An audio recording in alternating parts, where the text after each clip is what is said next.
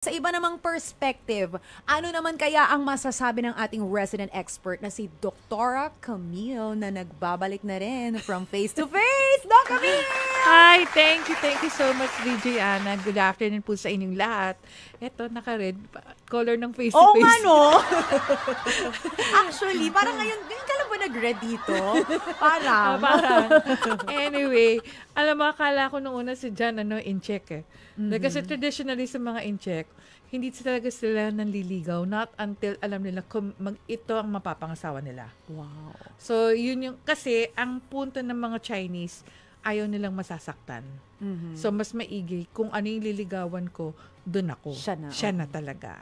Pero, what makes it different from women? Kasi, alam mo mga babae, napaka-emotionally expressive niyan eh.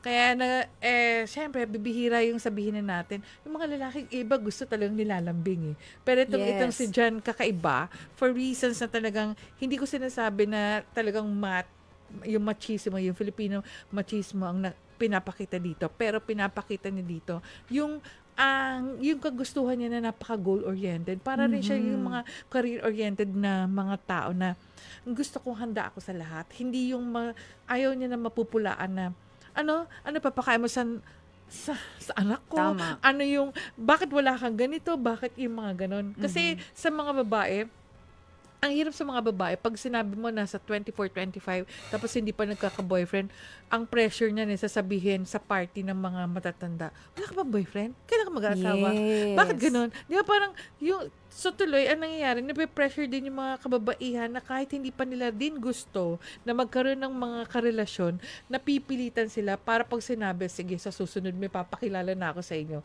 Kahit tuloy, parang marami ring nararanasan ng mga frustrations yung mga kababaihan. Pero one thing, siguro, ang nakikita nating kaibahan sa mga lalaki, because women are basically emotionally expressive. Parang sinasabi, yung hindi naman sila katulad ng mga kalalakihan na yung nambobola, parang ganun. Pero may mga cues sila na napaka-indirect. Parang inaantay nila na ikot. Sabi niya, siguro papadala na ako ng ganito. Pero ang mga kalalakihan, katulad dito ni John, gusto niya direct. Yung parang pati di mo sinabi, gusto mo pala ng mga bulaklak. Oo. Hindi yung sasabihin, wala ka ba? Yun, di ba? Yung tayo kasi kumisan ayaw natin sabihin. Napaka-indirect Mga babae natin. kasi ang daming ayaw na lang sabihin, Kung ano ba talaga yung nilalaman ng feelings mo, yung gusto pahuhulain pa natin sila. Oo. Etong ating ang heart hunter natin ngayon, gusto niya, goal-oriented siya. Sana ganun din yung babae. Hindi naman kinakailangan clingy. Parehas tayo na naiintindihan natin isa't isa. Kasi may mga tao na gano'n na hindi mo kinakailangan ligawan. Pero pag nakita mo na siya at nagkausap kayo, kayo na.